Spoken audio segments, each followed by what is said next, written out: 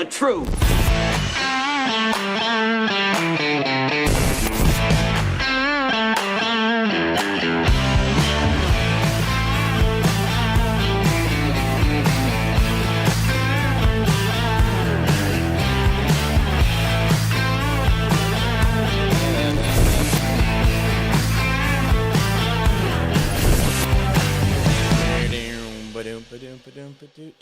I'm Jim Price, the Jim Price Show Daily Update. Thank you guys so much for tuning in. Ooh, the government told me what the date was, so don't question me. All right, it's April 20th. It's Monday, 2026. Well, real quick, let me give you a little bit of an analogy of why the 420 is such a big deal to a lot of people. There was I'm going to broad stroke this, real quick story it for you. There was a group of kids who decided that they would meet at 420 to get high. It was right after school, designated spot, and then it became the 420, and then it became it's April 20th, 420. It's a whole thing. So, anyway, don't worry about it. It's just some people want to do. They want to do things. They want to have something to do. They want to belong. So why are we so judgy on that? I don't know, because I want to be judgy. Sounds great. All right. Well, today's episode is called Sexual Weapon, and the reason I did that was because of the fact that we really have in this country, everything is weaponized.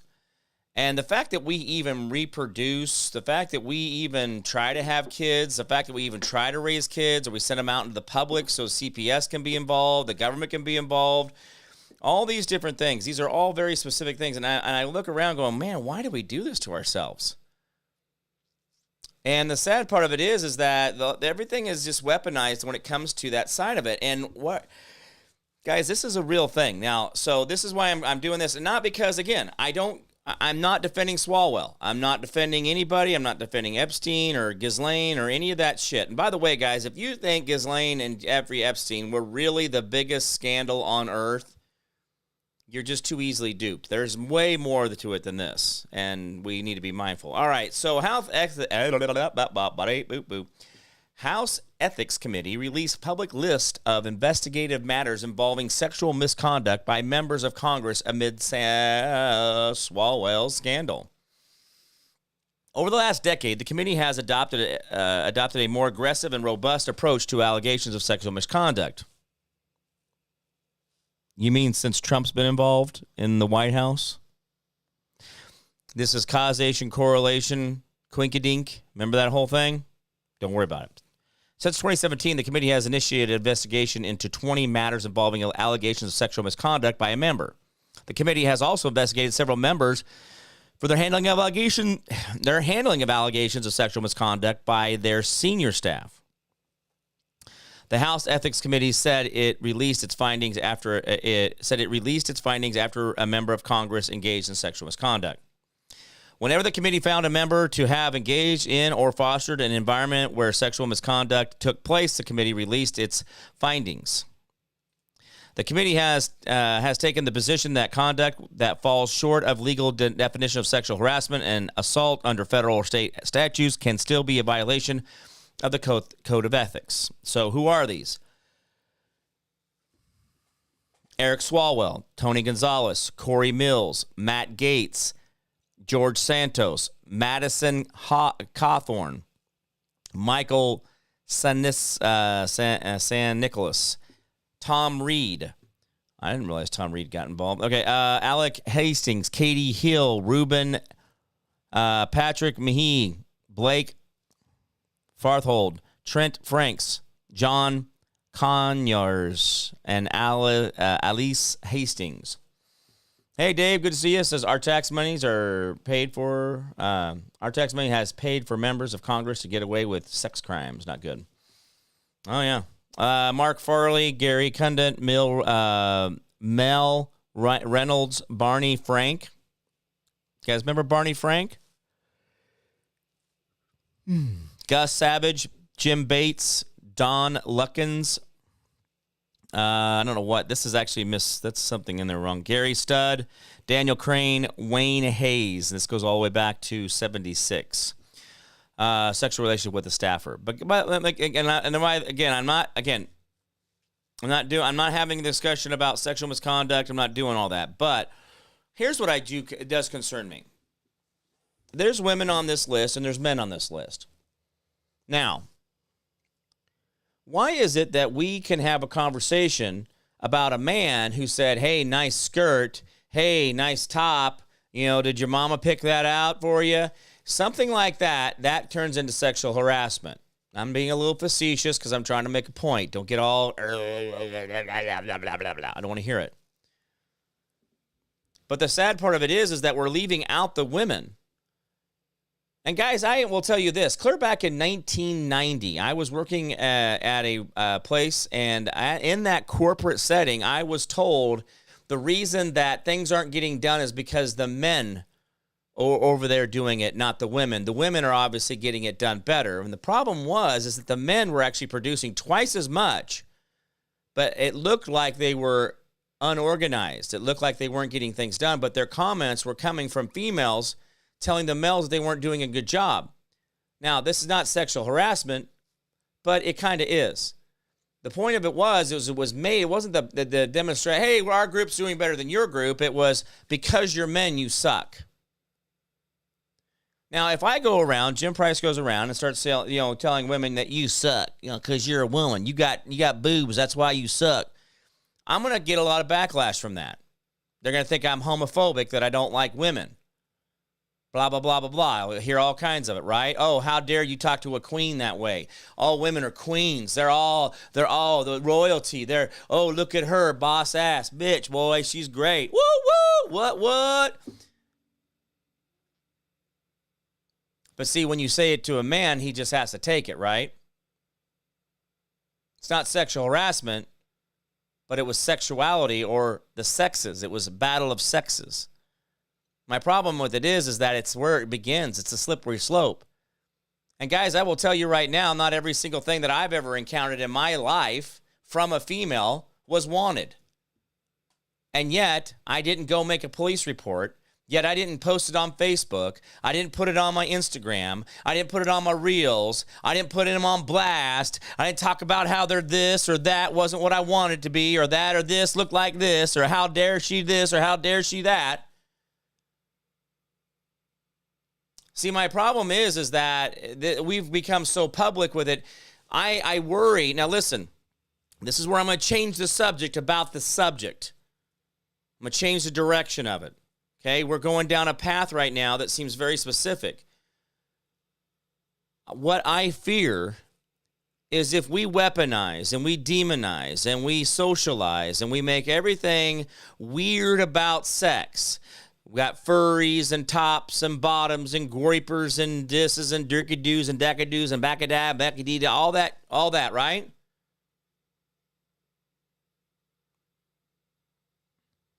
My concern is that there are people who are being turned away from the opposite sex. There are people being turned away from sex in general. There are people turning away from pleasure. There's people turning away from satisfaction because, by God, we don't dare experience that because it turns into a felony instantly. And so my concern with all those things is that when I hear these kind of things, I see this, I go, guys, we have to be careful. You guys keep running around telling these little kids, these little girls, little boys, and little men and little women that sex is dangerous, sex is a felony, sex is this, sex is that, men only rape women. When you input to a little girl or into a little boy that men rape women and that's all they do, your president rapes women, your president rapes women, your president rapes women, your president rapes women, your president rapes women. What do you think that they're going to think about men in general?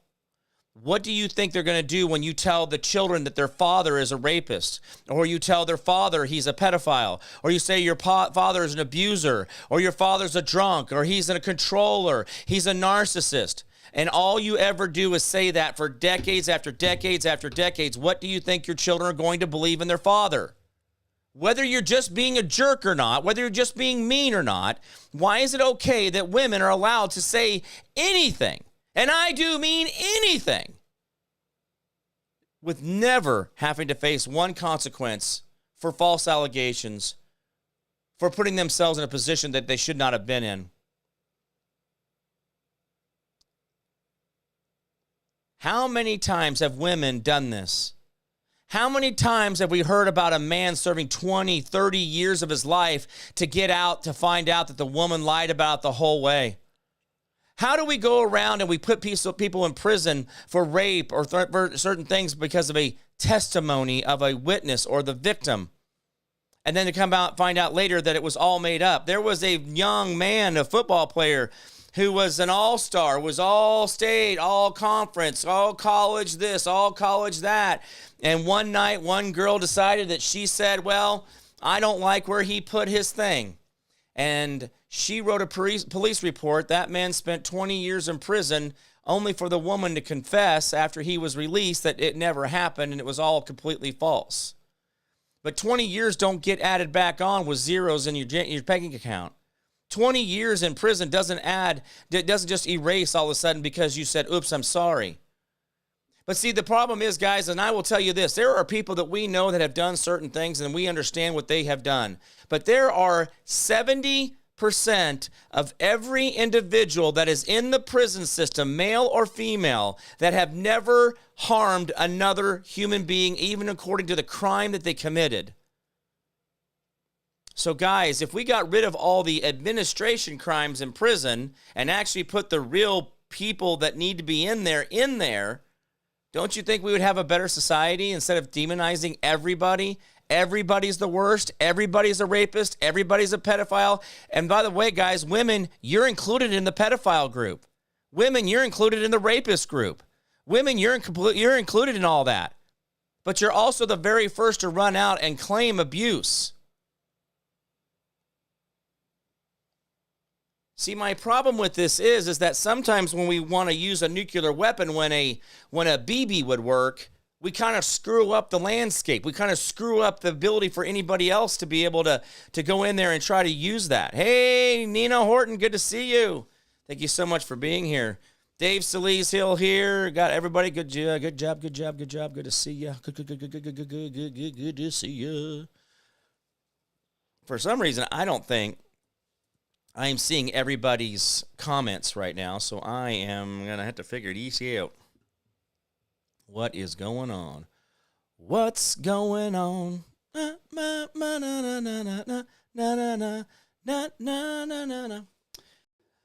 So anyway, I want us to really think about how this really looks when we start talking about the Swalwell of things. We start talking about, oh, we're going to put this out, we're going to put that out, we're going to do these. Guys, I will tell you this right now. The sad part of it is if a man stands up and say, I never did that. I didn't do that. That's not what I did. I didn't do that. See, the problem is he can't tell you what he really did because that's going to be used against him. But if he denies it, well, then he's a secondary abuser by abusing the women that are not even a part of it because he's not admitting to the crime they committed. Even though he didn't commit the crime because he said, I didn't commit the crime, he's committing another crime by abusing the victims that he never victimized.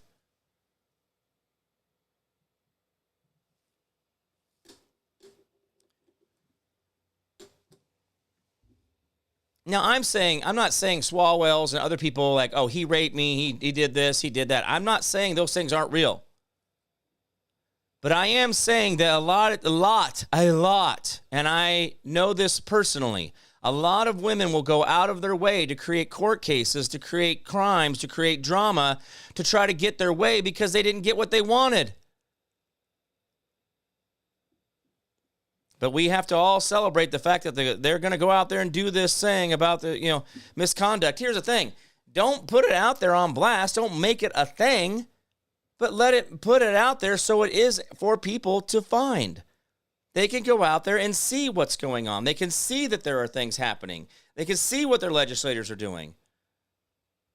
So don't leave it in the dark. I didn't say I didn't want it available. I didn't want it looked into. What I am saying is I don't want this to be like some kind of like the death count from COVID on the TV. So here's an article I found kind of interesting, and I want to see where this really goes. But the globalist magazine, The Atlantic, Now, by the way, guys, if you do want to kind of know where the world is going, where the elitists of this world believe the world should go, read The Atlantic. I'm not telling you I want you to get the subscription and give them money so it makes their paths a little easier. But The Atlantic is literally the reading the tea leaves, chicken bones, tarot cards, whatever. I mean, the Atlantic is always pushing for their future. And they're really reporting what the elitists want for their future. It's very accurate.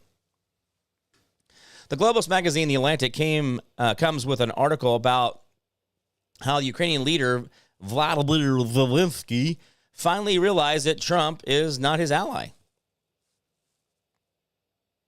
And a quick look back shows Trump has called Zelensky a dictator without elections since his presidential mandate ended back in 2024. Trump also called him a modestly successful comedian who was the greatest salesman on earth, and P.T. Barnum for conning feeble Joe Biden into giving him hundreds of billions of dollars. He called him disrespectful. The president said Z has done a terrible job with a country that is shattered, with millions have unnecessarily died. So again, this is where we'll find out. Meanwhile, Trump often spoke of the mutual respect for Russian President Vladimir Putin. Right? Yeah. So wait, the Atlantic didn't like that. He says Putin's working on it, cool guy, but Z's not. Because see, Z is Atlantic's guy. Z is all about the Atlantic. You guys got to pick. You got to find out what team they're on. A lot of times they'll tell you, and you can kind of see why they make the decisions they do. By now, Kyiv appears to have given up on the United States. It's aggressively seeking new diplomatic and military partners, for instance, by sharing its hard-won expertise in drone warfare with Saudi Arabia, Qatar, and the United Emirates. Forging armed production agreements with Germany, Ukraine has sent drones to attack oil export facilities. Oil export facilities in St. Petersburg, deep inside enemy territory. The defiance of what Zelensky calls signals from unspecific partners to avoid striking Russian energy infrastructures. What? Use language that would, until recently, have been unthinkable. Zelensky has indicated that he no longer views the United States as a reliable ally, and even more astonishingly, that all of Europe needs to start moving on from the transatlantic relationship. I hope you do! Oh my God, please listen to this little ding-dong guy, comedian, the president. Please. Whoa. Ugh. Zelensky is also mad that Zelensky is also mad that Trump eased sanctions on Russia's oil production and sales.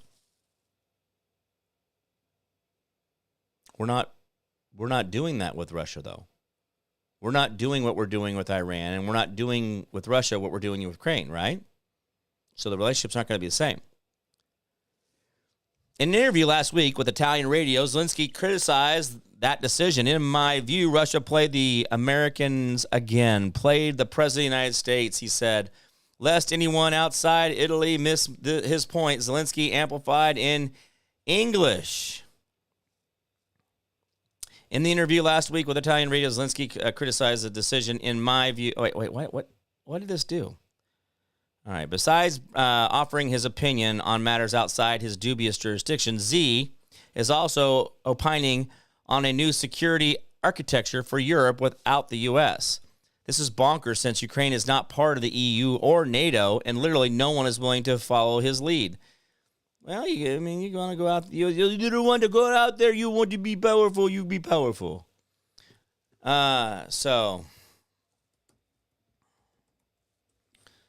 anyway, I don't know, dude. Zelensky is just an idiot. I don't. Every time he just does something, it just doesn't work. Well, let's hear what this guy had to say. This ought to be good. Michigan Democrat Senator Dr. Abdul Assayed, a Muslim and a socialist, is proof that not all press is good press. He is already under fire for openly and proudly campaigning with controversial pro-Hamas, pro-Hezbollah influencer Hassan Piker. The campaign event last August took a dark turn when he suggested choking out opponents. Like physically, like touching them? Okay. We need Democrats who have the courage to stand up to the powerful brokers in our party, let alone Trump and his goons. Now, wait. You guys, people in your group are power brokers, but people in my group are goons? I don't think that's very fair, Mr. Abdul.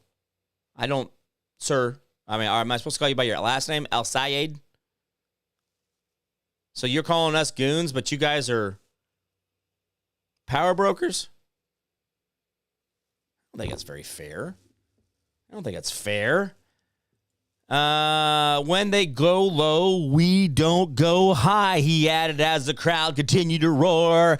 We take them to the mud and choke them out. What, woo, woo.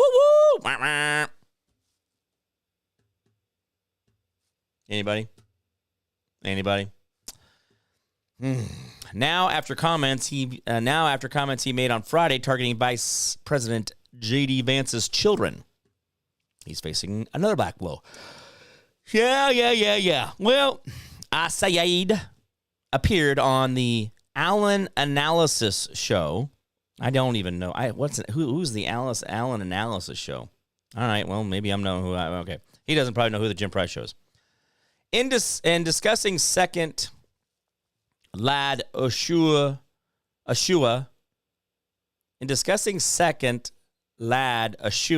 Asihid said, "What do you think is going through Usha's head when he talks?" She's like, "Damn, I have to sleep with him." He continued, "I guess she's pregnant, so something is happening." What are we What? What is this? Wait. He appeared on the Allen Analysis Show, and he said in discussing second lad Usha,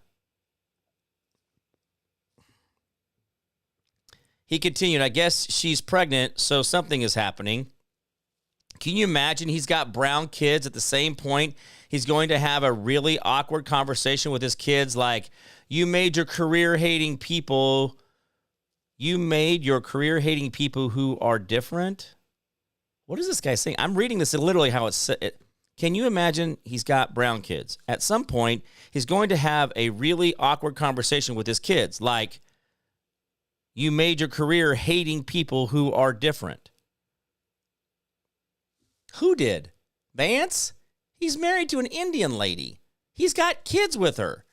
And now you're saying that he's going to have an awkward conversation with his kids because you made your career hating people who are different? What does different mean? Are you talking like handicapped or special needs? What do you mean? This part's not from The Atlantic. This is from a radio show. This is from Mr. Al Sayed. So he goes, he's got to look at his kids and be like, yeah, those are my brown kids. They're mine. You know what I mean. And I had brown kids.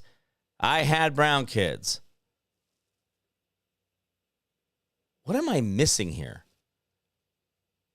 Jonathan Turley, the journalist, nothing says an age of rage like using children of racist.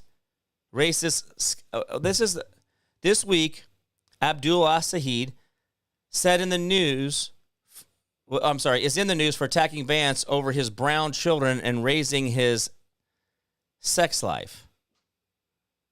I don't get this. This guy is like, he worked really hard to make that insult work, is what I'm getting at here. So he went in and worked really hard to try to go in. Now, this is a guy who is obviously is a Muslim, and he thinks that going over and saying, hey, J.D. Vance, you racist, you're going to have to talk to your kids about brown people.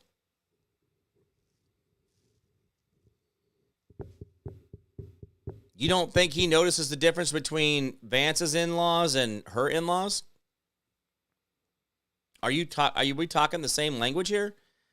But this dude, like, this is what I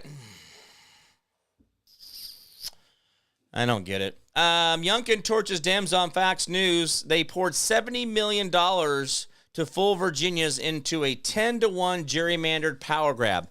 By the way, guys, you know, when you heard about the whole Texas gerrymander thing that went all the way to the Supreme Court, you've heard about these things, you've heard about these gerrymandering in Florida and gerrymandering. See, the problem is that every so often when the Congress decides to do their job, they change. So what they're supposed to, guys, listen, this is why this is a thing. Your voting districts, your voting precincts are supposed to be broken down into very small pieces of people and not done by Democrat rooms or Republican rooms or Libertarian rooms no, it's supposed to be done by population densities and as the population density is starting to increase in a city, you know, you split it in half and then you split it in half and you kind of, and sometimes a little half has to go and find enough people to make that jurisdiction. And then over here, they got to find enough to make that jurisdiction. And they got to come over here. Enough people. But what has happened now is because of voter registration and voter rolls, they can go in and say, oh, we want it to look exactly like this. And so they get a lot of Democrats in this district, and then over here they get a 50-50 split where it's on fire, but then they make sure they get the ones they can because they make sure and carve those out first. And so whoever happens to be in charge of the legislation, when they decide they want to do their job, which is making sure that the districts are evenly distributed between population densities, and whoever's in charge gets to set those districts. And when they set those districts, they send them to their side. They send them to lean to their way. Well, there is a way to get rid of this. It's to vote it out. And that can be voted out if given a chance, just like the whole filibuster thing. But we're not going to do that, and we're not going to get rid of gerrymandering, and we're going to get screwed around over and over again. Guys, there's a lot of pieces out there, and there's a lot of things happening, but I will tell you that today was probably the first day in a long time that I really just said, you know what, I am just tired of this shit. Would you just somebody arrest somebody? Would somebody, I don't give a shit who it is, would somebody arrest somebody? Please. Quit showing me the multi-tiered situations of Hillary Clinton and Uncle Bill and Uncle Barry and Uncle Mike. I'm tired of it. I'm tired of it, Grandpa. Shut up and keep digging.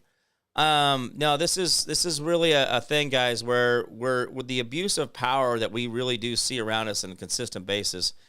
Really, you're not paying attention. You're not paying attention. And by the way, the other thing is too, like that's why I said we should sunset laws.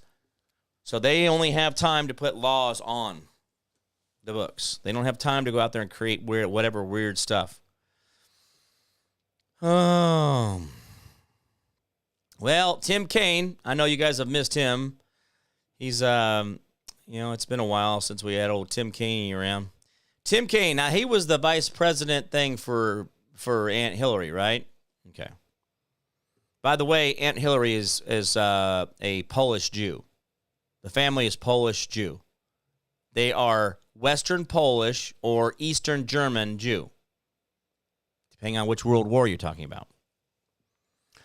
Last week, far-left Governor Abigail Spangelberg officially signed legislation that would enter Virginia into the controversial National Popular Vote Interstate Compact, the NPVIC, and upend the Commonwealth electoral landscape. Now, guys, listen.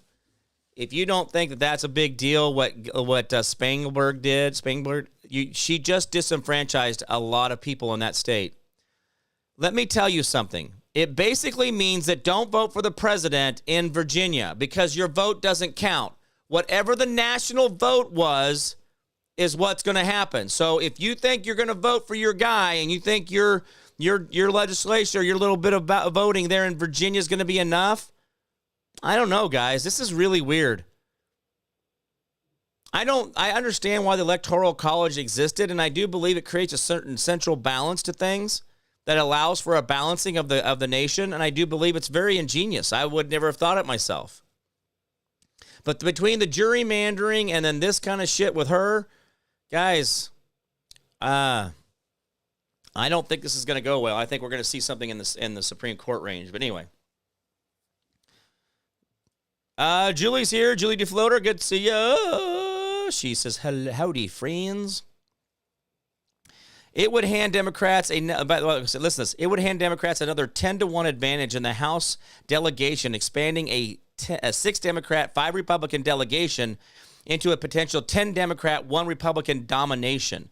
Virginia becomes the 19th jurisdiction to join the compact, bringing the total of 222 electoral votes, just 48 shy of 270, needed to activate the plan. Under the compact, once 270 threshold is reached, participating states would award all their electoral votes to the national popular vote. This would apply regardless of how voters in their state actually voted. Wow. Okay.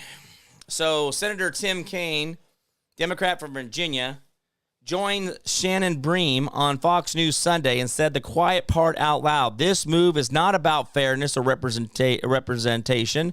It's about stopping Trump. Bream stated, let's talk about the last vote here in Virginia, the presidential vote. Vice President Kamala Harris won by 5 percentage points. So the state is relatively split with a left lean, but 90% of the House members from Virginia being from one party. So this is where it's going to go. So Kaine responded, 90% of Virginians are not Democrat. That's true.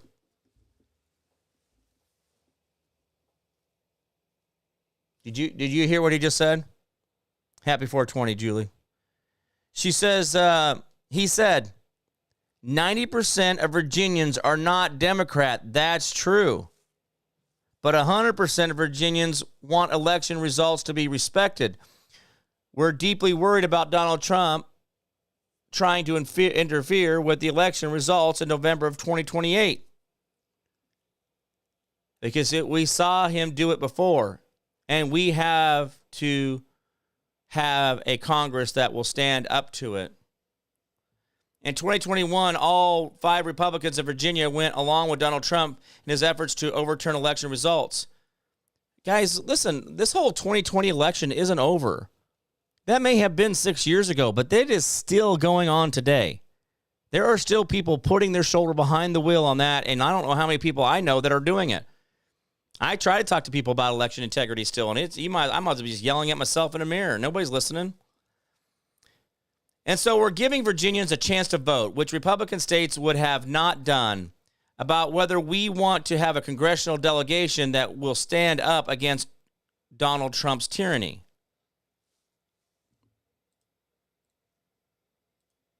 Hey, Courtney. Good to see you, Courtney. Hope everything is well with you, and thank you for being here. I appreciate it.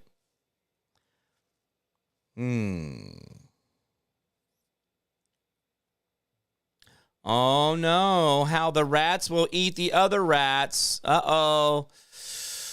Ooh, oopsie, oopsie.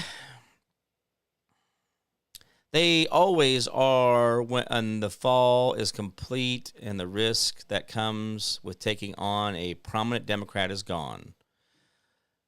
That is exactly why it was safe for Bill Maher to put a dagger in Swalwell last week. Longtime HBO host spent part of Friday recounting his experiences with Swalwell as though he saw all the scandals coming. By the way, then why didn't you say anything, Bill Maher? Hey, Bill Maher, did you not do the Me Too hashtag Me Too? Me Too hashtag? Hashtag Me Too? You didn't do that? You didn't turn him in? You're so weak. Longtime HBO host spent Friday recounting his experience with Swalwell. Conveniently, that realization arrived only after defending Swalwell became impossible. Well, yeah. Bill Maher told his audience on Real Time that he never liked Swalwell, who he called a creep. This is why Dave Salee, yeah, Courtney is in here. She may be over on the Jim Price Show page or on Jim Price. I'm not sure which one he's on, Dave. She's on, Dave. Gotta say, I have him on a couple. I had him on a couple times. Asked my staff. I never liked him. I didn't have a good. I don't have a good gaydar, but I got a creepdar. I always thought this guy was a freaking creep. He said. That seems really late. It seems like a lot late. Like lot late. Bill Maher added, I never liked him, and yet so many Democrats stood by him now that we're finding out that it was such an open secret. You know, I hear this so many times, Bill Clinton, it was an open secret in Arkansas, Bill Cosby and Harvey Weinstein. You know, every Larry Craig, or even Larry Craig, remember? The question is if Maher believed all that, then why do you have Swalwell on there at all? And that's what the article is asking. Sure, Swalwell's political collapse unfolded rapidly over the last 10 days. After launching his gubernatorial campaign in late 2025 and emerged as a leader, he was hit with multiple allegations of sexual misconduct and outrage. Nobody said a thing. And then on April 12th, he suspended his campaign. Only then did the full chorus begin going against him. Isn't that convenient? The Democrat Party's heroes are held up as fighters, and allegations against them are ignored because they are useful. They're not useful. So this, again, it's useful to say Trump's a racist or Trump's a sexual perverted pedophile. Oh, everybody's a pedophile except for the Democrats. Nobody in the Democrat, pure as white snow. You know, just the driven snow is beautiful. No chemtrails on those snowflakes. And this is where we get ourselves in trouble, right? Because we just do this blind to the well. Oh, man. Then the moment these people become a liability, the knives come out and everyone scrambles to distance themselves. Well, yeah, because I don't want to be a part of him. He's a bad guy. Sure, he's a bad guy. What open secrets are quietly being tolerated in the House and Senate until they become political inconvenient? How many whispers against other Democrats has Bill Maher heard?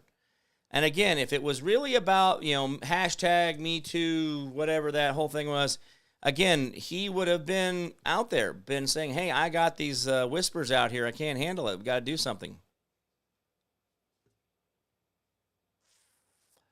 Iranians would rather have Shah than the radical terrorist Islamic regime running the country.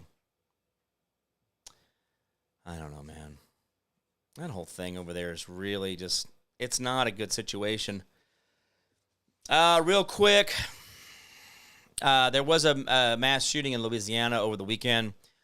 A man killed 8 people, including 7 of his own children. One child had to jump out of a second-story window in an attic and jump onto a roof and then onto the ground to escape his father, or escape their father. I'm not sure if it's a boy or girl. The sad part of it is all the Democrats were putting out there their anti-gun. Oh, if we didn't have guns, there wouldn't be killing on the street. If we didn't have guns. And then all of a sudden, everything went quiet because, well, they identified who the shooter was. And his name is Shamir Elkins. He's a 31-year-old Army veteran, and he's a black man. So they stopped talking about it.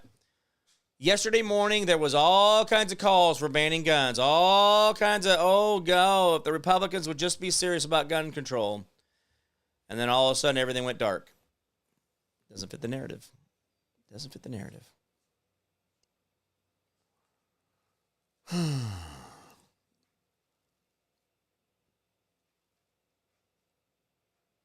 Let me ask you guys a quick question.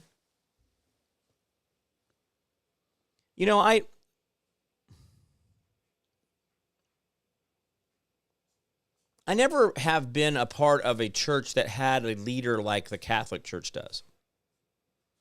Now, I have been a youth pastor. I've been a Awanas director. I've been a games director on Awanas. I have done so much, right?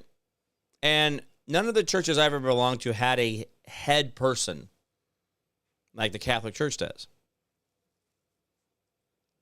And again, you can have Mohammed as your prophet that came down and translated for Allah, and Allah is your God, and Muhammad is your prophet, and then Jesus is also a prophet for you.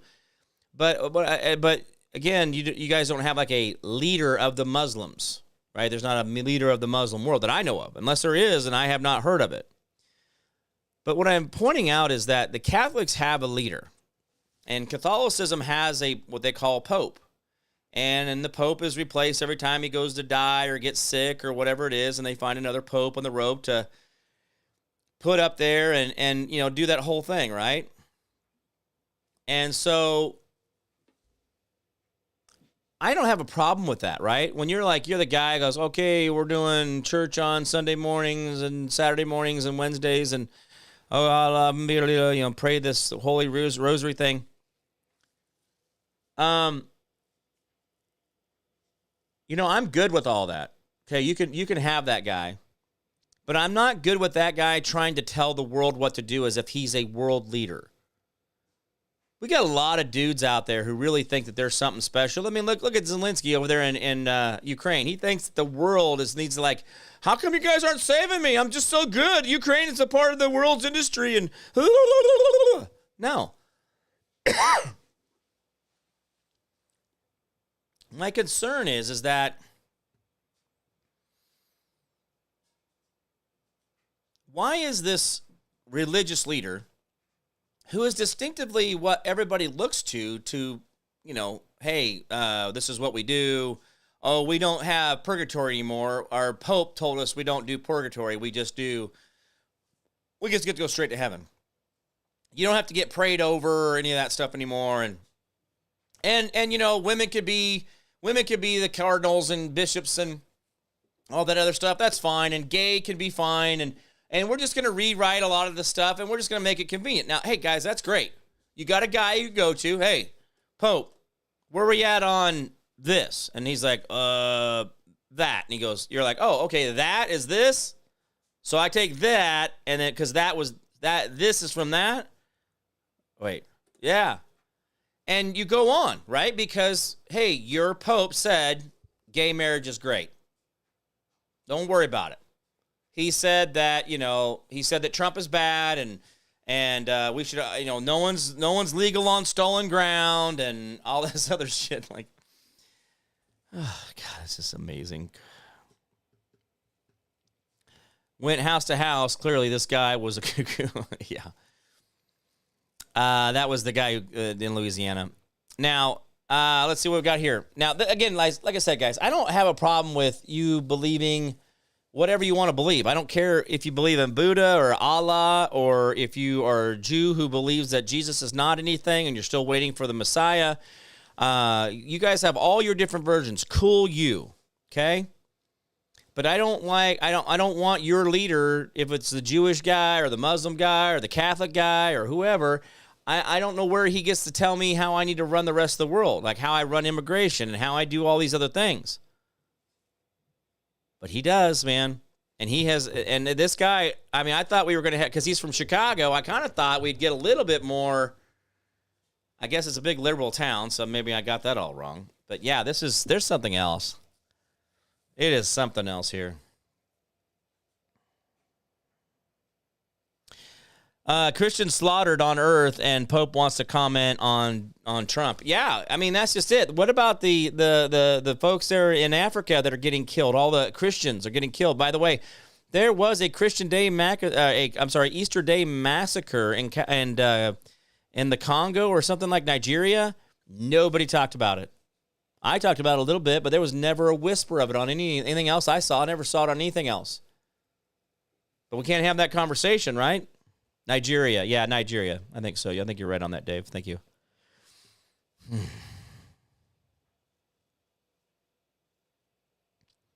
What is this?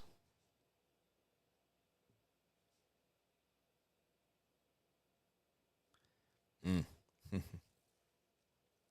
I don't know, guys. The stuff that is coming out over and over again is just, it's getting too much for me, and I am getting exhausted from it. FBI Director Kash Patel is now suing a newspaper for saying that he is a drunk. Now, I don't know if someone called me a drunk. I'd be like, I don't even drink, so cool, whatever. And the sad part of it is you spend a lot of time chasing down those things, but he's decided he's going to a lawsuit for $250 million.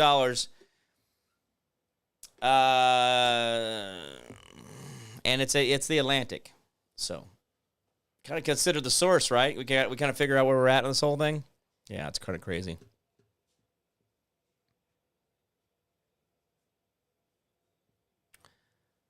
By the way, Zoran Mandanda is now considered to be the New York Mets' bad luck, that they have not been able to win a game since Zoran Mandanda gave the mascot a hug in the tunnel. And since then, they have lost 11 straight games. The New York Mets have lost 11 straight games because of that. The world is waking up. Germany and Englishmen join the Irish in protest the far-left tyrannical policies, though. That is absolutely correct, and I think a lot of this is going to be coming out even harder in the coming days. Now the spark of freedom has touched the Germans. Don't get them involved, right? It's also alive in England as a mass protest in Manchester took place yesterday. That is very true. See, all these different protests around the world are happening, but nobody talks about them because, again, nobody wants to know that everybody's upset. Now, here I will tell you this, guys. Honestly, until you guys start taking on the polling boxes and like you take 10 or 12 of your friends and target one specific office, like try the treasurer of your county. Put 5 of your friends on one side as Republicans, 5 of your friends on the Democrats on the other side, and get them into these positions. And start doing that with every position. Senator, legislators, sheriff. I don't give a shit. Get in there and start putting more people on the ballot, making these things more accountable. It's unbelievable. Real quick, this is a note from Courtney, and now I know Courtney's been dealing with quite a bit, and there's nothing wrong. There's nothing wrong with feeling sorrow, and there's nothing wrong with crying, and there's nothing wrong with feeling loss. Too many times we hold it down, hold it back, and we don't get it out, and it kills us. And the sad part of it is, guys, I will tell you this right now. I will go on this is the Jim Price Show. This is what I'm saying is my personal opinion only. I am not a doctor. I only play one on television. I'm not an astronaut. I've only thought I was. And so anyway, when we do not laugh, when we do not cry, when we do not feel sorrow, when we do not feel hope, when we do not feel anger, when we do not laugh, those emotions that are not expressed get capsulated and captured into the body. Your muscle then stores them in different parts of the body.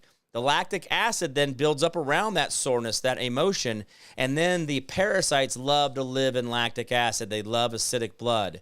They then start multiplying, and they start taking over regions of the body where the cells around the parasites start reproducing in an unbalanced way. That's where you find your cancerous cells, your abnormal cells, your pap smears that are abnormal, your scans, your biopsies. Now, let me point out to you that these are now parasite pockets, and if you go in there and disrupt them with a needle or a knife or try to clean them out on your own, you will disrupt and put parasites throughout the entire body. Now, we're talking about parasites that are the size of your cells. We're talking about parasites that are smaller than your blood vessels, and we're talking about parasites that are smaller than the blood cells themselves. So we're not talking about something that's like a bug crawling across your desk and you can see it. Oh my gosh, there's a bug. It's not how it works. But anyway, let me get to this for you, and I do want you guys to hear this. Now, Courtney Allen, I know that she's been faced with a lot, and she needs to express her emotions. The reason I was saying about expressing the emotions, the reason I was saying about getting that out, about that trapped emotions kill you. Now, I know that Courtney has been emotional, and I do not fault her for that. Sometimes, guys, we do hold too much emotion in, but then there are those who have emotional diarrhea and are emotional for no good reason, which those are just people who want attention. That's not Courtney. Here we are. All right, Courtney Allen says, Jim, I'd just like to thank the class your community for their love and support over the last week, especially the last few days. Love meeting people who become friends there in support when times are hard. Absolutely. And Brenda says hello. We all care about you. Rocky's her baby. Absolutely. 100% in describing how the emotions, energy, and emotion get stuck, and then they create a physical condition.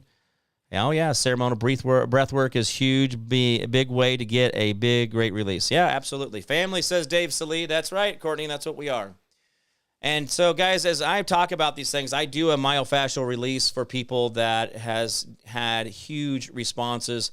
I have had people that have changed their entire outlook on life. Their health has changed just because we moved emotions out of the body that were there. And I'm going to tell you guys, I have gone into people's parts of their body. Let's use my hand as an example. If you can see my hand, I'm just pointing at my hand like this. And I have literally, not in this position on a person where I'm pointing at their hand and it just hurts, but there are things where a person's like, well, my hand, everything works, everything's good and all that. And I go, okay, what about, and then they're like, oh my God, what is that? What is that? And then they start crying. They sometimes shake. Sometimes they just sit there and go, well, what was that? And sometimes it's joy. But the sad part of it is as you learn the body and you can feel where the energy is and you're able to pick up on that and you go in and you release that throughout the body, the myofascial release, as you do that, you generally see people's life get better. You generally see them move away from old traumas, and you all know that you've now moved something that could have been cancerous out of the body. And by the way, guys, cancer, abnormal cells can only grow in acidic blood. So if you're working on the pH of the body, you're getting your salt right, you're getting a sodium bicarbonate in, you're not bringing in sugars, you're going to keep yourself in a base level so you do not propagate cancer or abnormal cells or get hot the way parasites like it. Yeah. It's good stuff. So great comments. Thank you for that. Dave, Salee, and Julie jumping in. Absolutely. Sending huge cyber hugs, Courtney, says Julie D. Well, and so much of this, guys, I see it. The emotional release, the time, the trauma, the contact of human beings is absolutely 100% necessary. I really do believe that if we are not genuinely contacting another human being, that we will just simply die. And I don't know why that is a thing. There's some things I've been just kind of working on in my head and processing through. But we know that the Germans were using incubator farms where they had thousands of babies in a room, but no human contact. They were just feeding them and changing them and getting them, blah, blah, blah, but no human contact. And those babies would die before they were 9 months old.